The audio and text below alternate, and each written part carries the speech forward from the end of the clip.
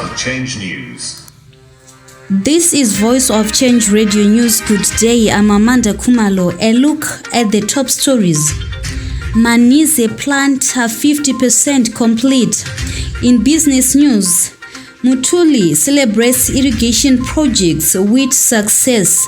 In regional and international news, Gambia's vice president dies in India. In sports news, former Zimsen's board chairman Makumbe dies. The news in detail.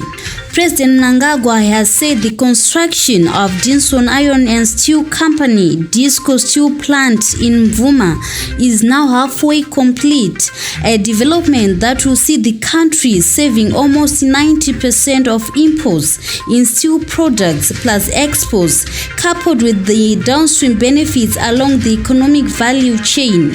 He said the near completion of the multi-million-dollar project bore testimony to the Second Republic's commitment to transform the economy into an upper middle class economy by 2030, anchored by the National Development Strategy 1 (NDS1). Women are pillars in the provision of food security and maintenance of high nutritional standards, whose contribution to agriculture should never be looked down upon, Agri4She patron First Lady Dr. Auxilia Mnangagwa has said. She made the remarks at Azusa Farm in Guruve, an Agri4She Center of Excellence focusing on dairy farming and tobacco production. A hands-on person with a passion for farming, Dr. Mnangagwa is visiting Agri4She Centers of Excellence countrywide to see how the women farmers are operating and to encourage other women from surrounding communities to emulate and benefit from agricultural training programs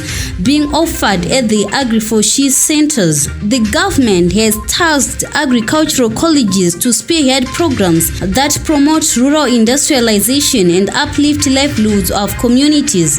In an interview, the Department of Agricultural Education Director, Dr. Yotam Dondofema, said the department served to develop human capital in line with the agriculture growth, complementing various government programs in the Rural Development 8.0 agenda. The recently launched Agricultural Education Curriculum for Development 5.0 focuses on transformational training hinged on pillars critical for rural development. Moving on to business news, Zimbabwe's investment in dam and irrigation projects has shown that the country is in the right direction as it has begun to bear fruits with a record wheat production of about 380,000 tons being realized last year. Finance and Economic Development Minister Professor Mthuli has said. The Second Republic, led by President Mnangagwa, said Professor Ncube will continue to make investment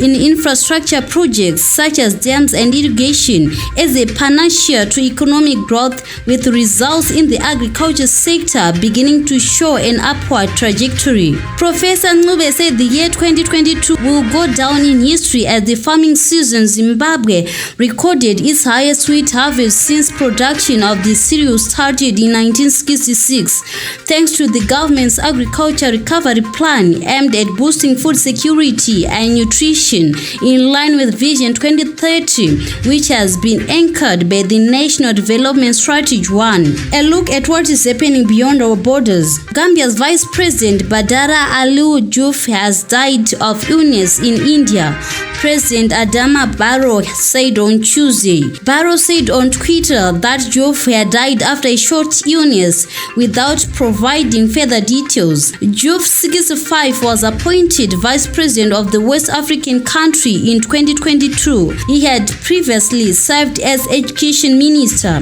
The Vice President had left the Gambia about 3 weeks ago to seek medical treatment. And finally, in sports, former Zimbabwe Saints board chairman and staunch Cape United supporter Columbus Makumbe has died. Makumbe was involved in a fatal car accident near Norton along Zimba Road on his way back from his farm on Tuesday afternoon. He was 62. The football fanatic was a regular feature at Cape United matches in the late 1980s and early 1990s. At the time of his death, Makumbe, a Norton-based businessman, was sponsoring featuring Zifa Northern Region Division 1 side Chegu 2 Pirates.